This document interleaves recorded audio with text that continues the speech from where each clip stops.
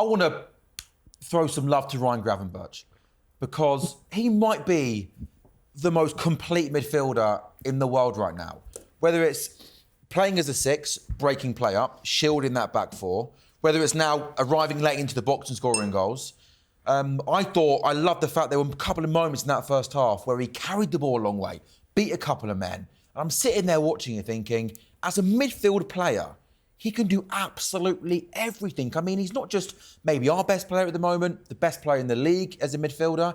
He's got to be one of the world's best midfielders now, Jermaine. He can do absolutely everything. Look, he's making a claim for being the best at the moment in the Premier League in that role, on the performances that he's shown so far. And I think we've got to, whatever Slot has done or said to him needs to be analysed, because he's got an absolutely total different tune than he did on the club.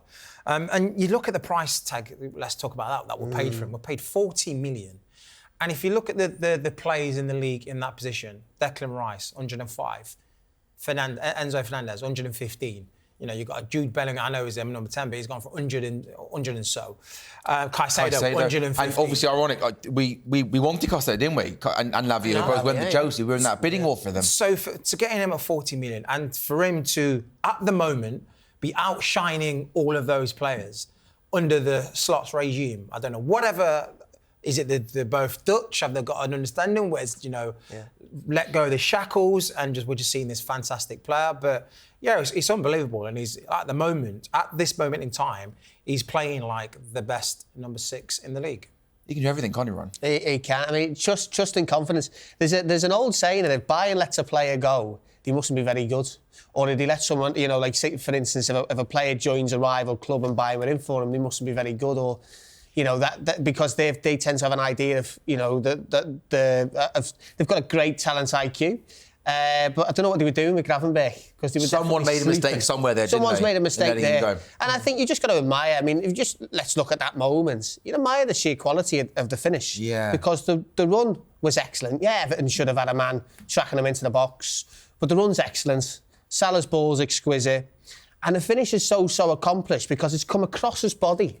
He's helped it along its way. But also what comes across him on the bounce. Like, it takes on the bounce. So how hard is that technique, Jermaine? When, as Ryan says, you're running onto a ball, you have to almost swivel and hit it. But I thought it took a bounce where it almost skidded on quite quickly. So he has to make a move quite quickly. No, listen, that technique is... I think he could try that 10 times and he might come off once or twice. Like you said, it was going away from him, but spinning... on that trajectory away from him and away from goal.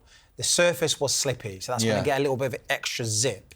He's had to time that on the jump to flick it over Pickford to have that vision as well. All of those fundamentals to come off in a derby as well. So there's loads of pressures and whatnot. But to see that to go in the back of the net, as a number 6, we're talking about, a lot of strikers would be over the moon with a finish like that.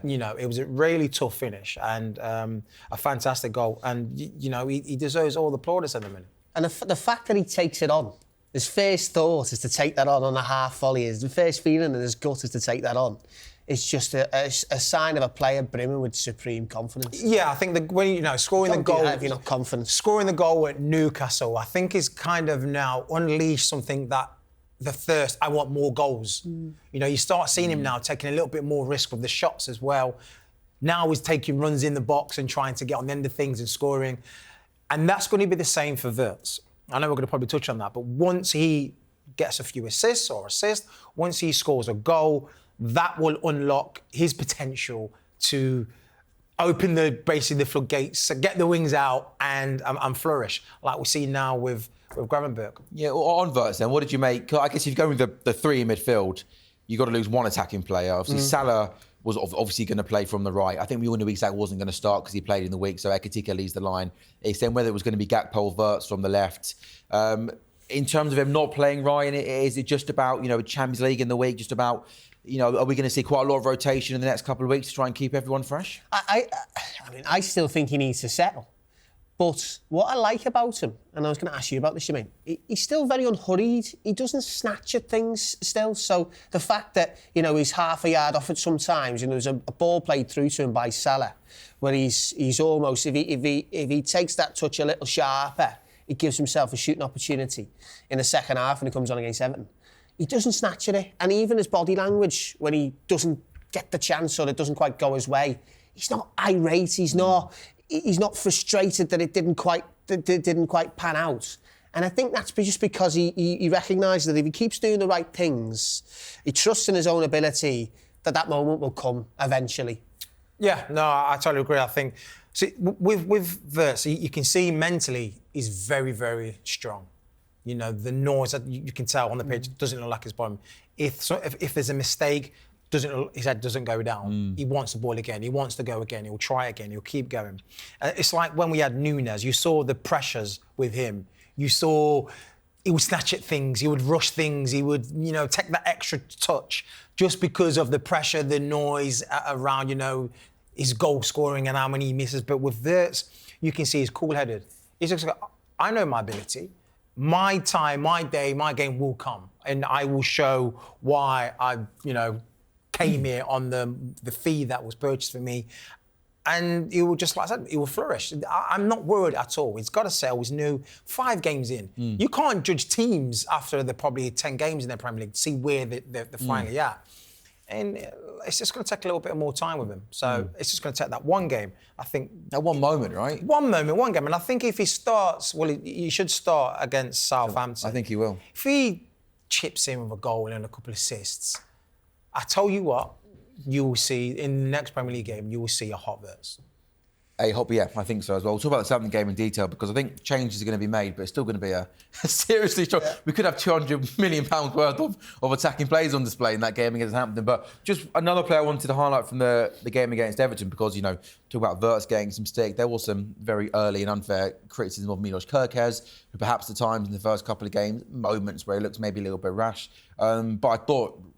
Ryan, I thought he was really, really good against Everton. I think there's a couple of moments where a couple of balls got whipped in from the other side, and he dealt with some defensive headers really, really well. Sort of the right winger coming onto him. He looked set, he was ready, he was strong, he was aggressive. I just thought he looked a little bit more composed, which was really good to see. Yeah, he looked more like the player that we signed from Bournemouth of last year. And again, I think it's just confidence, isn't it? You know, there is going to be a sense that when you bring in quite a lot of new players, it'll take time for them to adjust to the surroundings, to get used to that position. And he's also got Robertson breathing down his neck as well, let's not forget, because he came on, he played against Atletico in the week. He was great when he come on against Burnley as well. So he feels like he's reborn. So that's going to push him. But sometimes, you know, that can go one or two ways, that competition. It can either knock your confidence a bit more or it can take you to the next level. And hopefully it will take him to the next level because he came in for the first couple of games. He looked fairly erratic. I thought his best performance was against Madueke. And that Arsenal game, he seemed to pocket him quite comfortably in the end, really.